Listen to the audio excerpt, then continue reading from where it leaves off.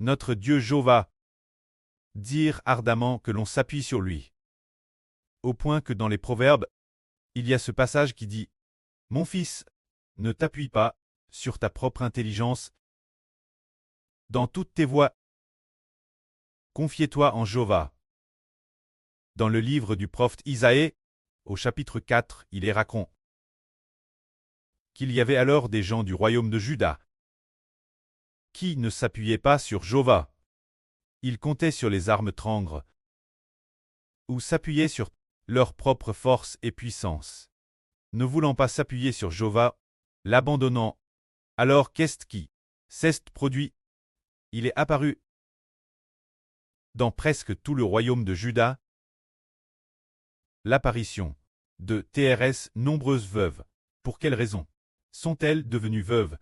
C'est parce que leurs maris, dans la guerre, ont été détruits par Dieu, qui allait les armes trangres, anéantir leurs maris, si bien que cela est arrivé, disant qu'en ce jour, sept femmes saisiront un seul homme en disant « Nous mangerons notre propre pain, nous porterons nos propres vêtements, fais-nous seulement porter ton nom pour taire notre déshonneur. » Que signifie ce passage? Cela fait référence au peuple de Juda, qui ne voulait pas s'appuyer sur Jéhovah. Le Dieu Jéhovah a fait en sorte que beaucoup de ceux partis la guerre meurent. Alors, parmi les femmes, il y a eu 7 femmes qui iront saisir le vêtement d'un homme en disant « Pour notre part, manger notre propre pain nous suffit. Nous mangerons notre propre pain. Nous porterons nos propres vêtements. Tu n'as pas à nous fournir de nourriture, ni nous fournir de vêtements. Nous voulons seulement porter ton nom, devenir t'épouse. » Pour quelle raison? Parce que leur mari avait déjà été détruit par Dieu. C'est pourquoi il est dit ici « Fais-nous seulement porter ton nom pour taire notre déshonneur. » Pourquoi dit-on que leur déshonneur peut traiter? Le déshonneur signifie que leur mari étant mort, elles sont devenues veuves.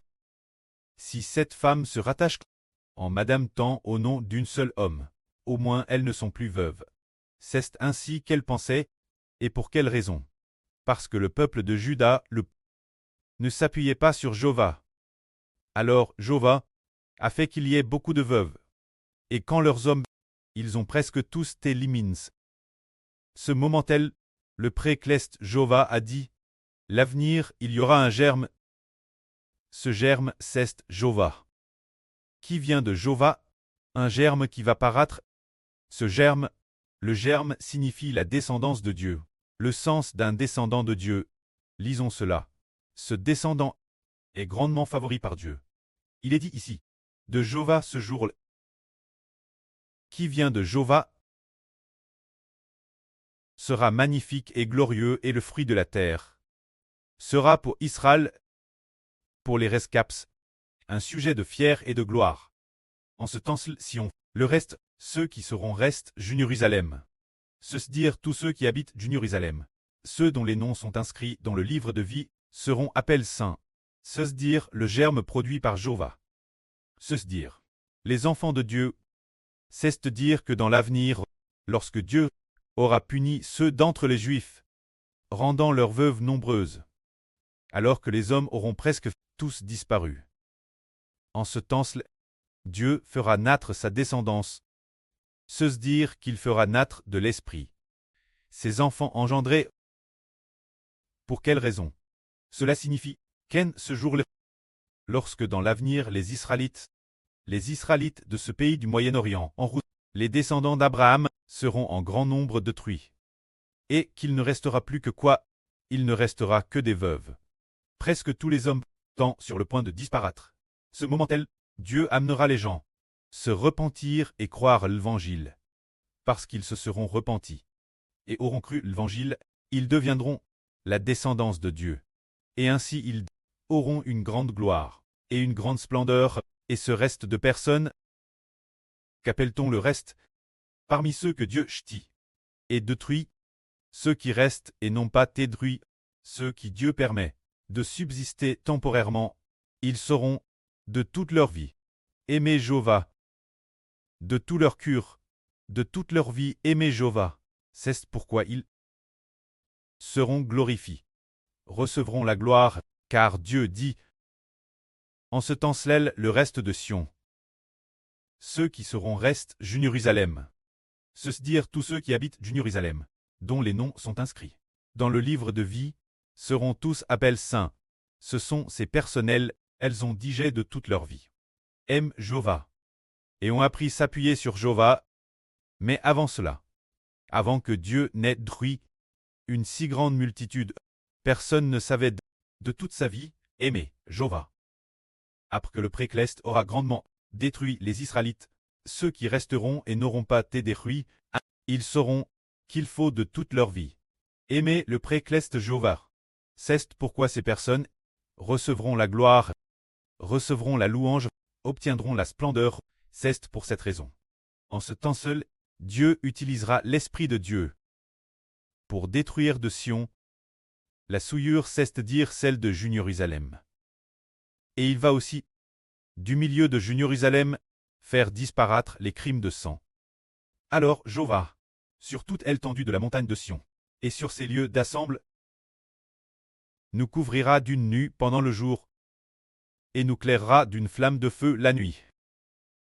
C'est-à-dire que lorsque dans l'avenir tous aimeront profondément Dieu, quand tous de toute leur vie aimeront Jéhovah, l'Éternel, ce sera comme pour les anciens Israélites. Cette poquelle couvrant Israël d'une colonne de nuit le jour, et le clairant d'une colonne de feu la nuit, pour que Dieu habite au milieu d'Israël. C'est-à-dire le précleste Jéhovah accomplira cela l'avenir. C'est-à-dire la colonne de nuit le jour, la colonne de feu la nuit, c'est pour que tout Israël Dieu habite au milieu d'Israël. Ce moment-tel, car Jéhovah, car sur toute la montagne, la gloire de Jéhovah le couvrira tout. Sa gloire sera comme une tente, donnant de l'ombre pendant le jour, contre la chaleur, et servant aussi de refuge durable ou d'abri contre la tempête. C'est ce moment-tel, quand tout le monde saura comment s'appuyer entièrement sur Jéhovah, l'Éternel sera leur refuge, sera leur abri contre la tempête. Ce moment-tel, Dieu fera une tente pour les couvrir et protéger les Israélites. C'est parce que dans les jours venir, l'Israël spirituel saura comment de toute sa vie aimer Jéhovah. Alors Jéhovah deviendra notre refuge. Maintenant venons de scène au chapitre 5 d'Ésaïe, qui parle d'une vigne. Cette vigne, c'est Dieu qui la plante. C'est une excellente vigne. Mais la fin ils ont pourtant produit des raisins sauvages. Quelle en est la raison? La vigne symbolise le royaume de Juda et la maison d'Israël.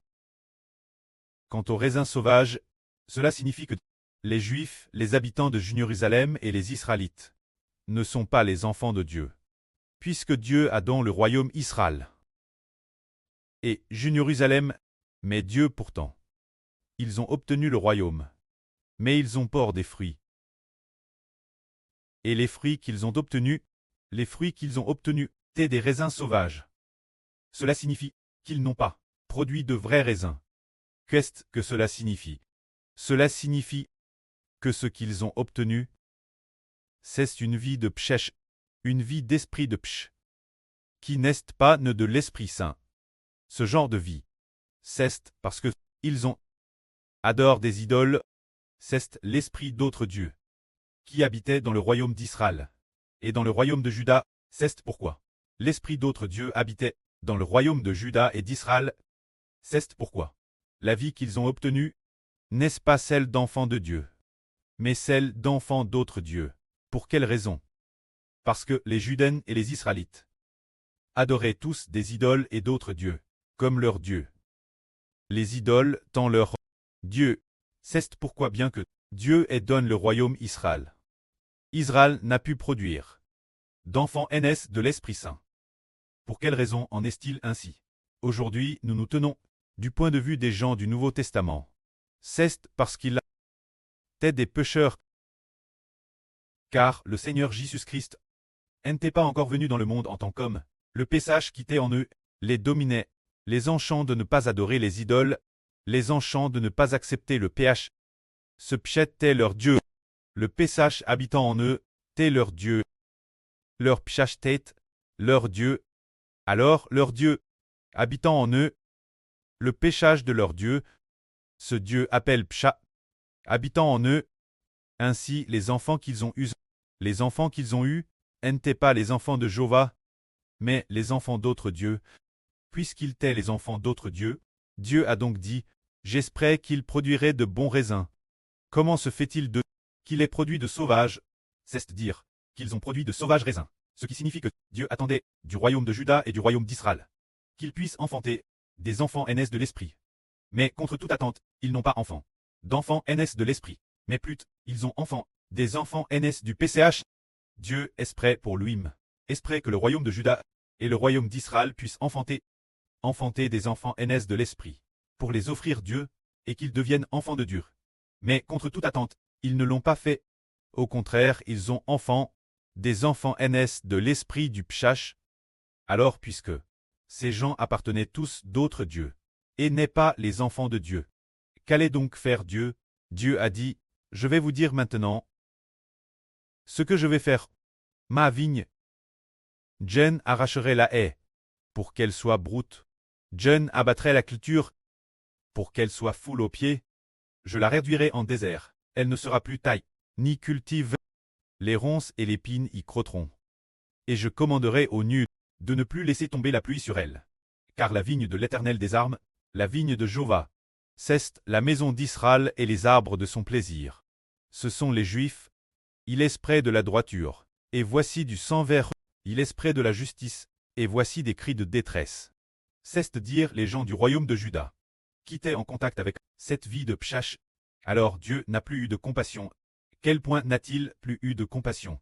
Plus de 100 ans après, Dieu a complètement détruit le pouvoir politique du royaume de Juda, faisant en sorte que les Juifs ne forment plus une nation. Quant au royaume d'Israël au nord, Dieu l'avait déjà détruit depuis longtemps, car Dieu désirait qu'ils produisent de vrais raisins. Mais ils ont produit la place des raisins sauvages. Jéhovah le pré-cleste, est prêt qu'ils puissent enfanter des enfants aînés de l'esprit. Mais il n'en a pas obtenu un seul. Alors Dieu a d'abord détruit le royaume d'Israël au nord, et plus de 100 ans après, a également détruit le royaume de Juda du sud. C'est ainsi que Dieu détruit la vigne. Enfin Dieu va donner la vigne qui? Dieu va donner le royaume, l'Israël de la nouvelle alliance. Car les enfants de l'Israël de la nouvelle alliance, ainsi Israël et ses enfants, avec toute leur vie, servent Jéhovah. Que la gloire soit auprès et au Seigneur. Amen.